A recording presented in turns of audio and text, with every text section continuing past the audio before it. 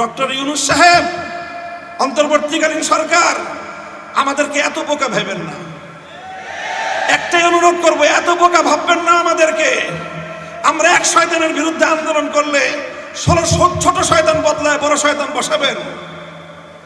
আপনারা শিক্ষা ব্যবস্থায় ধর্ম রিলেটেড বিষয়গুলোকে সাব্যস্ত করার জন্য আপনাদের তত্ত্বাবধায়ক সরকারে একজন ধর্ম উপদেষ্টা আমাদের আলেম সমাজের থেকে প্রতিনিধিত্ব করতেছেন, ডক্টর আফম খালিদ সাহেব। বাংলাদেশের ইসলামপন্থীরা সকলে তার ব্যাপারে একমত, কারো তার ব্যাপারে দ্বিমত নাই। এরকম একজন ইসলামপন্থীদের সর্বজন গ্রহণযোগ্য ব্যক্তি আপনাদের পরিষদে থাকার পরেও আপনারা শিক্ষা কমিশনের ধর্ম বিষয়ক স্কলার যখন নেবেন, আফম খালিদ সাহেবকে জিজ্ঞাসা করেছেন? আপনারা করেন নাই। সবকিছু আপনারা আপনাদের মন মতো করবেন।